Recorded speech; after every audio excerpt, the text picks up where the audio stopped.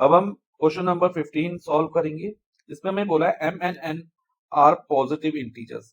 m और n दो positive integers है और हमें m इज इक्वल टू क्या दिया, p raise to power 5 q raise to power 3 into r raise to power 2 and n is equal to क्या दिया बच्चा, p raise to power 7 q raise to power 5 and r raise to power कुछ भी नहीं है तो हम 1 मान सकते हैं इधर। Okay, where p q and r are prime numbers, जहां पर p q और r क्या है, प्राइम नंबर है। यानी कि एक तरह से हमें m और n की प्राइम फैक्टराइजेशन दी हुई है और हमें फाइंड क्या करना है, find the LCM of mn and HCF of mn। LCM यानी कि least common multiple of mn find करना है और HCF का मतलब highest common factor of mn find करना है। तो ये कैसे फाइंड करेंगे, ध्यान से समझना बच्चा। एलसीएम के केस में हम कॉमन प्राइम फैक्टर की हाईएस्ट पावर लेते हैं। इधर तो वर्ड लीस्ट यूज हो रहा है लेकिन हम ले हाईएस्ट पावर रहे हैं।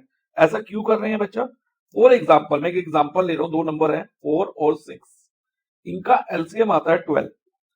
अब जो 12 है ना बच्चा, 4 से भी डिवाइड हो जाता है और 6 से भी डिवाइड हो जाता है।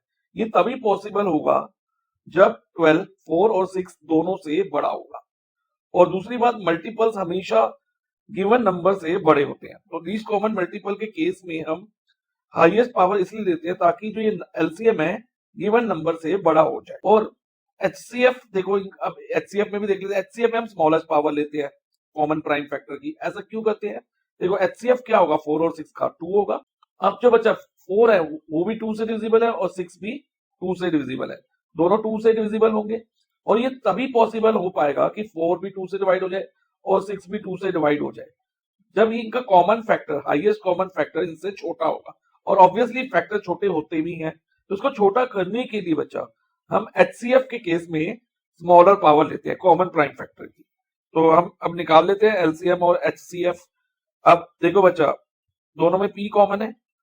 अब क्योंकि एलसीएम निकाल ले रहे हैं तो हम हाईएस्ट पावर लेंगे। तो p की हाईएस्ट पावर क्या है, p रेज टू पावर 7, तो इधर p रेज टू पावर 7 लिख देंगे। एंड देन अब q भी दोनों में कॉमन है और हाईएस्ट पावर क्या है q की, 3 और 5 में से 5, तो इधर q रेज टू पावर 5 हो जाएगा। अब r स्क्वायर और r में दोनों r कॉमन है, ठीक है, और हाईएस्ट पावर क्या रहेगी, 2 रहेगी, तो इधर r स्क्वायर हो जाएगा। तो ये हमारा एलसीएम हो गया।